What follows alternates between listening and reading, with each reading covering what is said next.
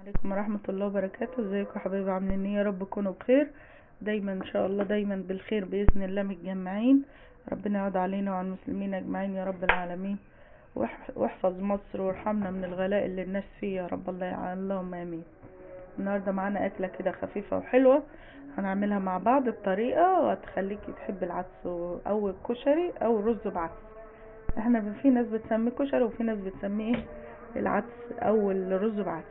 اهو شايفين، اول حاجه حله كده صغيره ونحط شويه زيت. العدس بيبقى حلو قوي في الشتاء. ومعانا هنا نص كيلو عدس، ولخبطته على الرز اهو جميل، بسم الله ما شاء الله اهو شايفين. وهنا الكركم مكون مخليه اصفر وجميل وزي الفل. وطبعا معانا الملح. اول حاجه ان شاء الله باذن الله هننزل بالعدس، ننزل بالعدس كده زي الفل اهو، بسم الله ما شاء الله اهو شايفين يا بنات. بعد ما حطينا الرز، السر اللي يخلي الفلفل الرز معاكي يفلفل الرز بالعدس ما يعجنش معاكي اهو شايفين. هتقعدي تقلبيه في الميه كده بالطريقه دي، في الزيت قصدي.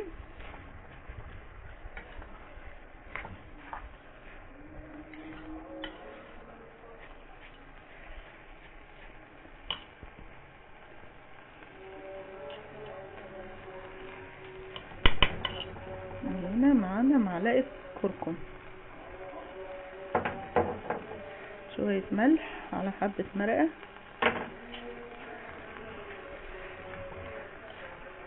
طبعا انت هتقولوا ايه ازاي تحط الكركم؟ ده كركم مفيد وجميل برضو يا جماعة، ده هو بيتعمل مشروب الكركم، فبيدي لون. عشان مثلا ايه، في عندك ناس لما كانش اصفر ما يتاكلش، فاهمين؟ وبعدين انا بحط شوية صغيرين مش كتير. بعد ما انا حطيتهم وقلبتهم، جبت المية بتاعتنا تبقى سخنة كده، مسخناها على البوتاجاز او في الكاتل. تحط المية السخنة. طبعا انا حطيت الرز الاول والعدس عشان ايه، يستوي نص سوية في الزيت، فاهمين؟ بحيث ان انا ما كترش مية عشان يبقى مفلفل معانا. كده المية قليلة معاك، بتلاقي الرز كده الرزة برزتها وطعمه جميل وبيبقى زي الفل. والايام دي يعني مش بتاعت الكلام ده. وطبعا العدس بقى ب50 جنيه طبعا، وازازة الزيت والرز شايفين بكام. زمان كنا نقول عليها اكلة رخيصة واكلة، الوقت بقت هي بتمن اللحمة.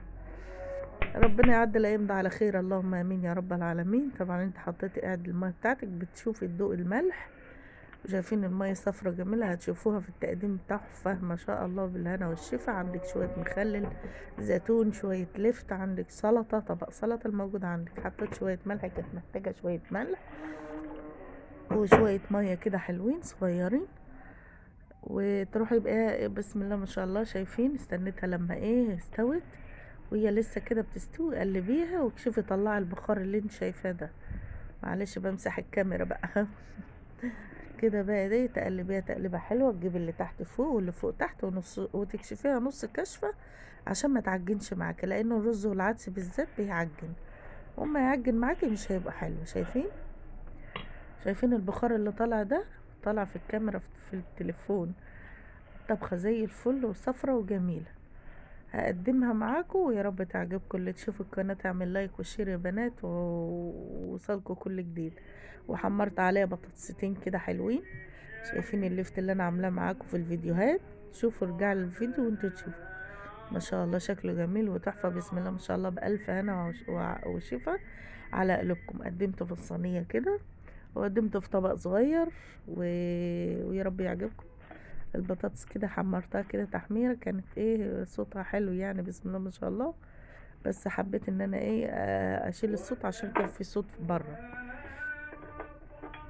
يا رب يا بنات الفيديو يعجبكم ويوصلكم كل جديد. اهو حاجة كده قضينا اليوم بتاعنا، وبسم الله ما شاء الله بألف هنا وشفا. الليمون ده انا مخلله برضه، بتقطع تقطع صغيرة كده وبتسلقيه نص سلقة وتخلليه خلاص. يلا يا بنات اعملوا لايك وشير وسبسكرايب عشان الفيديو يترفع كده وقناتنا تكبر بيكوا وليكوا ان شاء الله. يا رب يا رب كل واحد يتمنى امنية تتحقق له في حياته، اللهم امين. وقناتنا تكبر باذن الله. كل شيء بالصبر بيجي، كل شيء بالصبر بيجي. خليكي صبرة وربنا هيرضيكي وهيرضي الجميع. شايفين لون الرز تحفة، لون اصفر وجميل، وبسم الله ما شاء الله، بألف هنا وشفا على قلوبكم اهو. واللفت زي الفل جميل ومستوي ولا مزز ولا اي حاجة. شفتوا الكركم عمل ايه والشغل ايه؟ بسم الله ما شاء الله. ارجو اللي تشوف قناتي تعمل لايك وشير، والسلام عليكم ورحمة الله.